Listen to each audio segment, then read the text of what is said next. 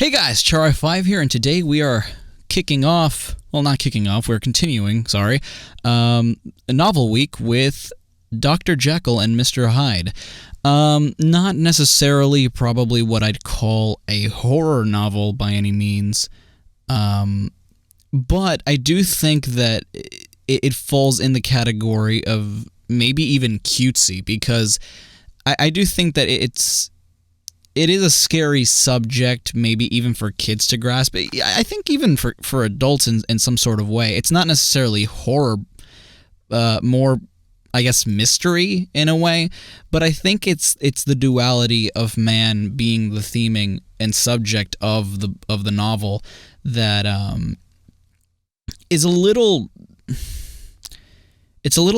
horrific in a way, like not necessarily maybe even scary, but I do think that there are elements of horror within the story on a more implicit and a more psychological level. Again, when I talk about stuff like this, like what I was saying yesterday with Carrie and now this, like how I don't consider either of them scary, and yet I gave The Shining such shit.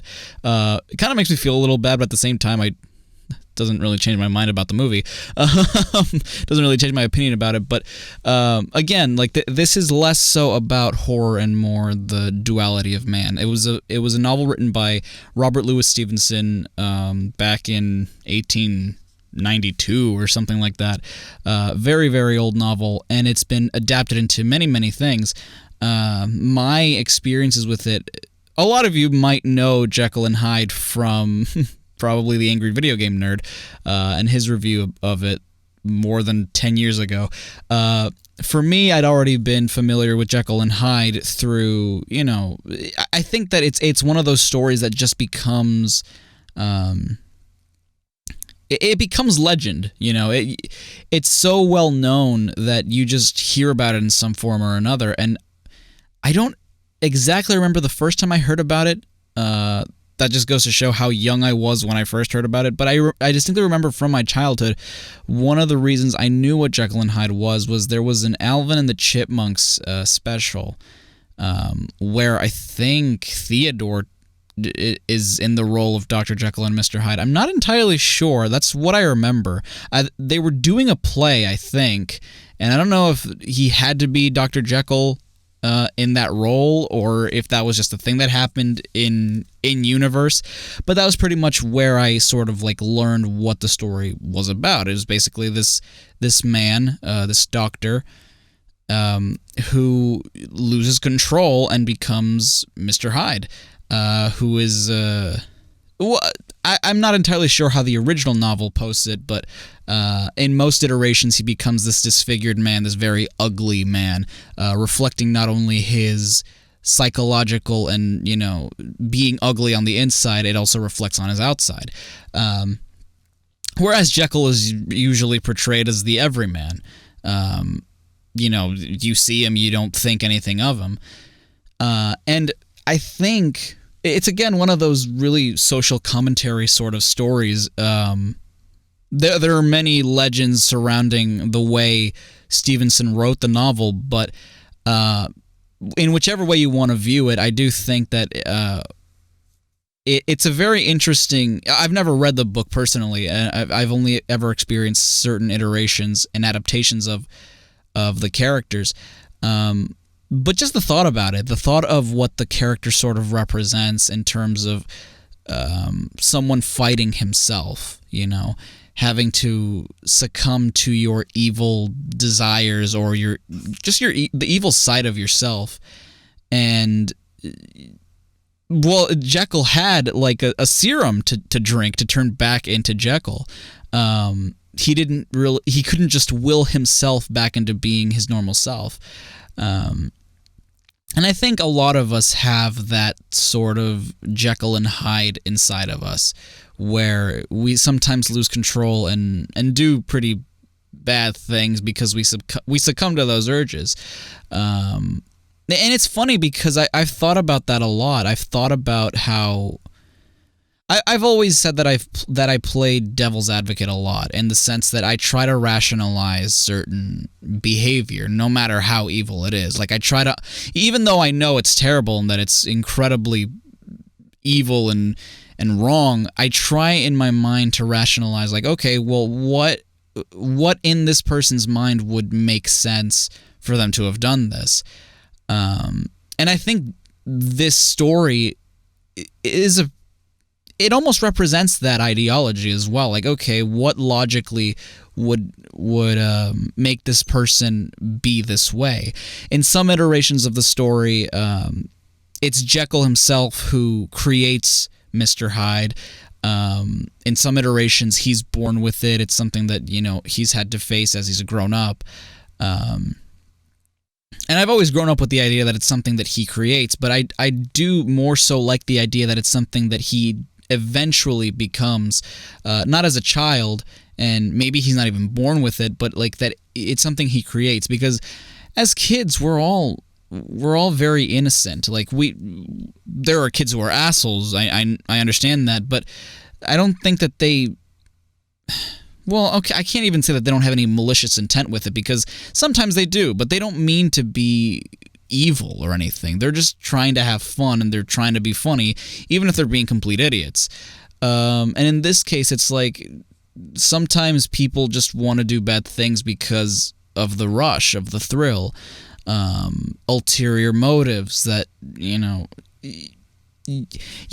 it's terrible, but you can understand, I think. I think that that's something that we all need to have in a certain way, is an understanding. Not empathy, not sympathy, like not say, oh, no, I forgive you for what you did because, I understand you. Not that necessarily, but at least an understanding of how the inner machinations of someone's mind work. Trying to understand, hey, they're feeling this way, or they have this past, and that's kind of what led them to do and be who and what they are.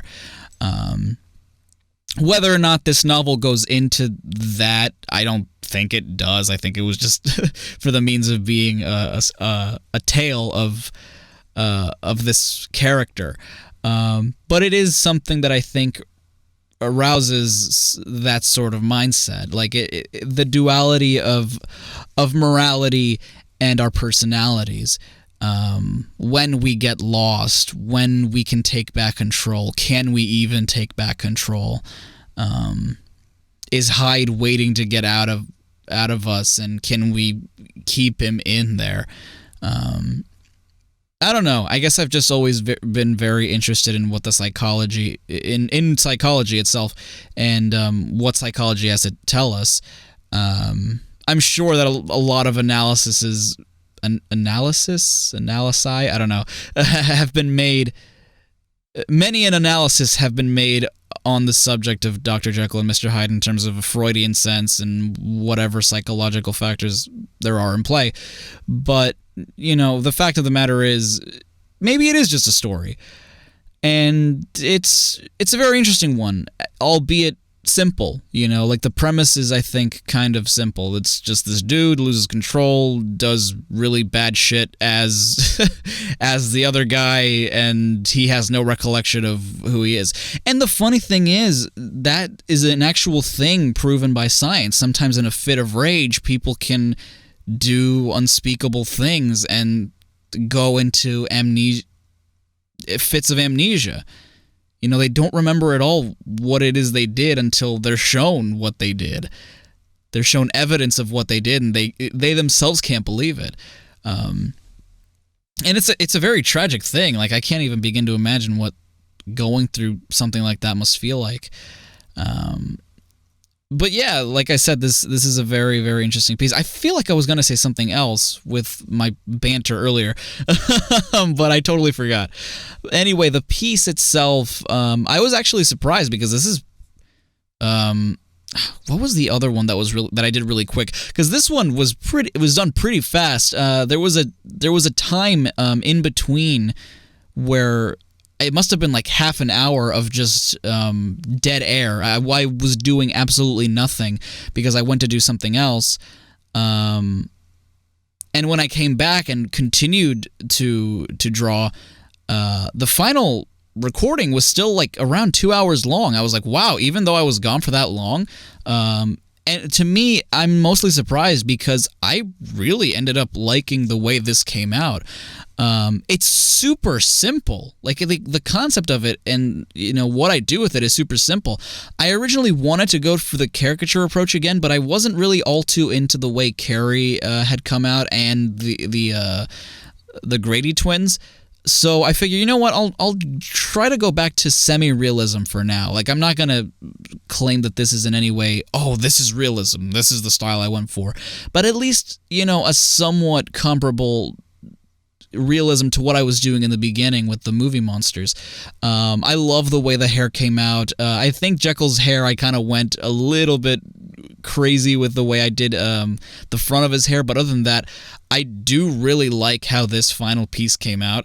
Again, it's super simple. I feel like I could have done a little bit more in terms of the contrast in the face, but other than that, I do like, what it represents, because it is supposed to be the duality of man, a concept that has been represented in art for centuries now. The good versus the evil, who we are versus what we want, logic versus reason, reason versus desire, all that kind of all those concepts, which are scary and terrifying when you really, really think about them.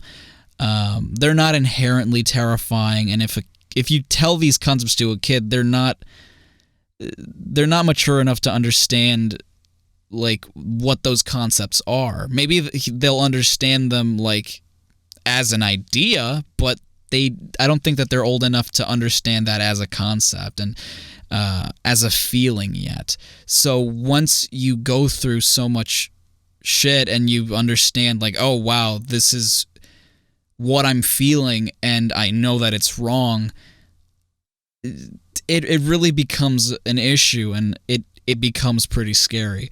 But I do think that we all have the ability to resist those urges. Sometimes we want to do bad things. Like, I'm not even talking about like crimes or anything, but I'm talking about like going into fits of rage, destroying, personal property and stuff just because we're feeling really upset. And sometimes those demons take over us, but we have to take control of it. And that's pretty much what Jekyll was trying to do, hold back that demon that was Mr. Hyde. But anyway, that was a very interesting topic to talk about, and I'm glad I did, because I love talking about stuff like this. If I wasn't an animator, if I didn't want to be an animator so much, I probably would have gone into psychology.